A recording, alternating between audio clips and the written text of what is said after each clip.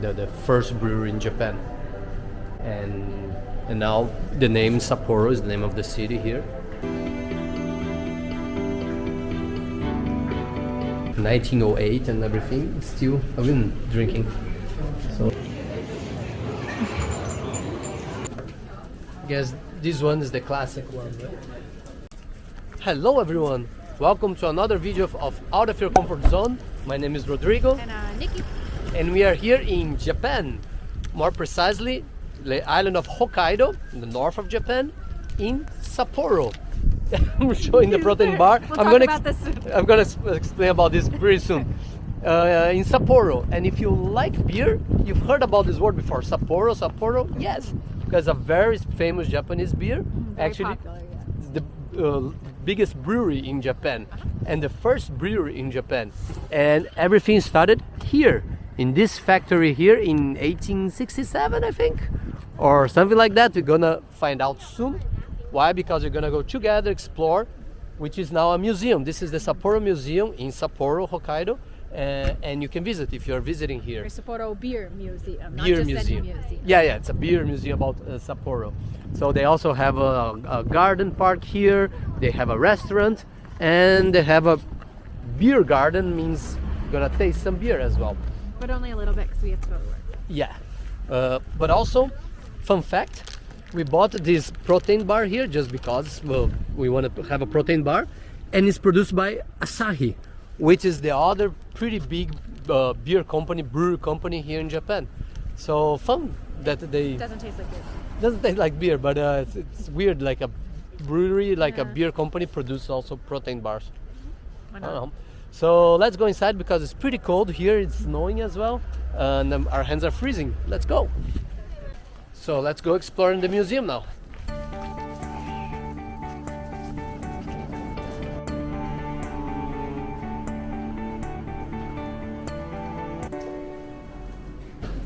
So there are two tours here, the free one and the premium one. The problem is like today is Monday, and I guess apparently the premium is not working. But if you would like to do the premium, it's 1,000 yen, which is about $7 US.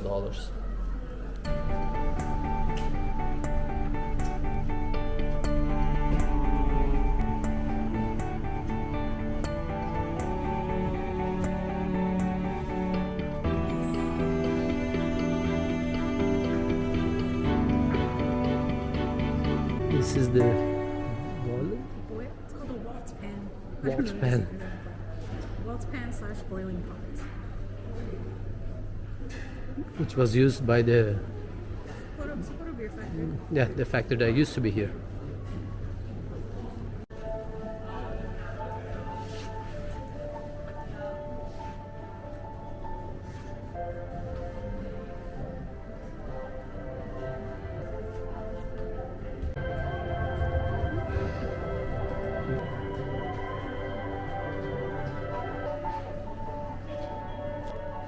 So it started in 1869. It was supposed to start in Tokyo, but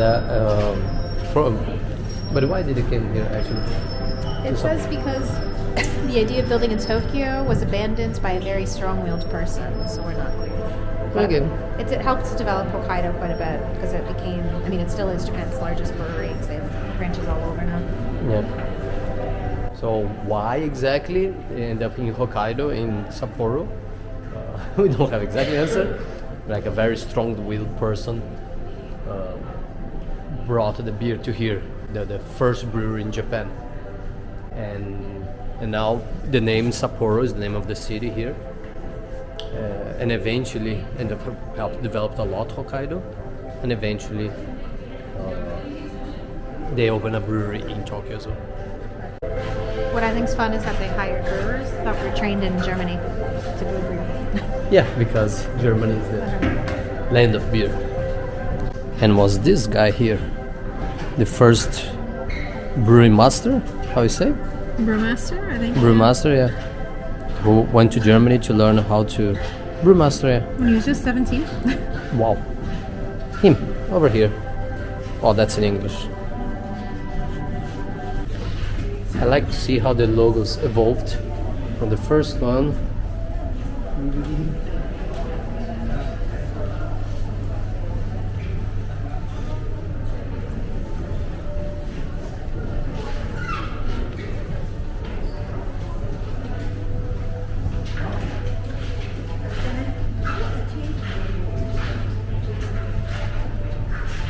And today, the last one. Okay, we found the answer why they built here in Hokkaido. Because imagine 1869, producing having ice is not that simple, right? So in Tokyo it would be complicated to have the ice necessary. Yeah, to keep the beer cold. Keep it cold, and Hokkaido, much northern, much easier. And also they want to develop this area here because you know it's an island, Hokkaido, Yeah. separated from. Develop the industry and agriculture. So that's your answer. This is good to locate ourselves. We are in the Hokkaido island, separated from the main Japanese island, and we are here in Sapporo. And they would bring by boat all the way to Tokyo.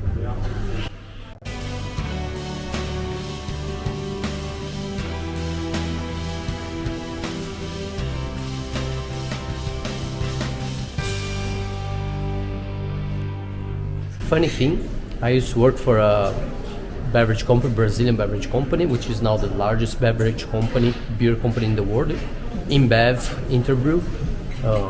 He hated it. That's true.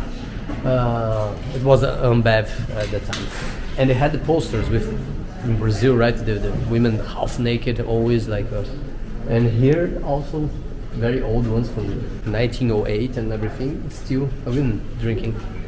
So, Even though the consumers were unlikely to have been majority women at the time. Yeah, but I don't know why they just all of them here are women, and sometimes in the very sexual positions. We could say that. Minimal clothing, we'll say. Yeah. These are a lot more conservative than like U.S. or Brazilian beer. But even though nothing much changed in 100 years or so. And here you have the brewery that today is the museum. It's a pretty cool advertisement. Saying like in the parallel 45, you have the three beer capitals of the world. Munich in Germany, Milwaukee in the United States, and Sapporo in Japan.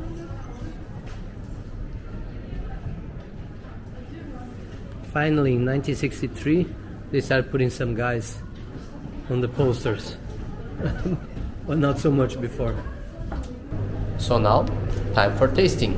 The museum is free, but the tasting you have to pay here. Pretty reasonable price. Pretty reasonable.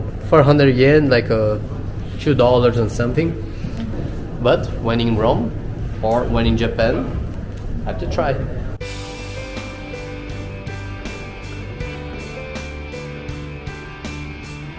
So I guess you buy your ticket here.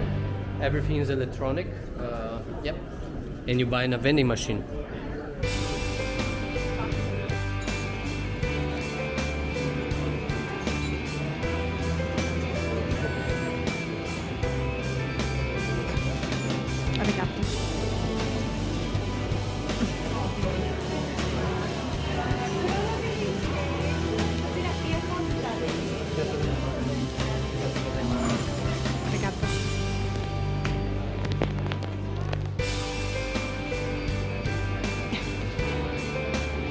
This is going to be hard fun.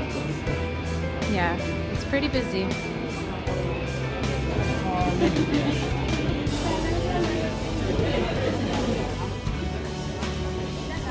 Arigato.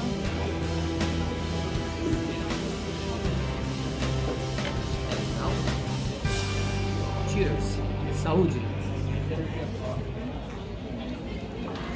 No, let me see. What does it say?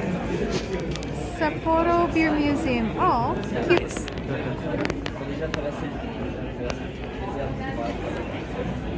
Good.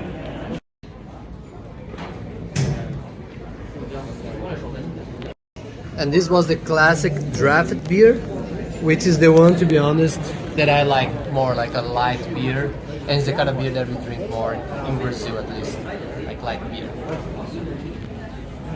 And after your beer tasting, if you really liked Sapporo stuff, they have a store here where you can buy more beer, t-shirts, products, Sapporo t-shirt, glasses, more beer. Oh my gosh, so tiny.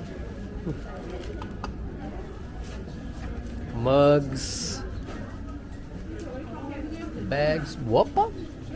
Bags. Apron. Loads of t-shirts. Nice. This is about $22. $22 more or less. 22 something, $23. Let's go. Whoop. And it's snowing a lot outside. Great, because we're gonna walk 30 minutes going back home. Guess this one is the classic one, right? But you have... That's cool as well.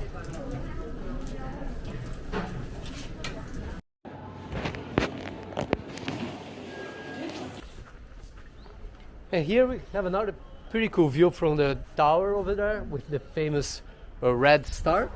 And here we have the Sapporo Beer Garden, which is essentially a restaurant. It smells so good. Yes. Oh, poo! Wrong one. Oh my gosh. We both made the same mistake. Oh, sorry. That one was pull, this one is push.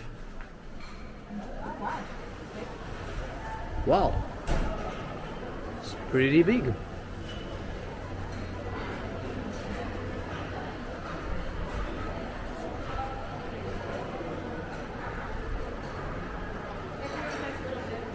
They have bibs? Oh yeah. A little Sapporo bib. Very nice. So you have some extra time, absolutely worth a I mean, visit. it smells delicious. And here they also have a commemorative stamp if you wanna take a souvenir home. So. Então, nice. Então é isso. A gente terminou aqui. Como vocês viram, tem um museu grátis para visitar. Tem um lugar para testar, experimentar a cerveja e tem um restaurante também. Então, se você está aqui e você quer ter almoço ou jantar, você pode também almoçar, jantar na cervejaria da Sapporo.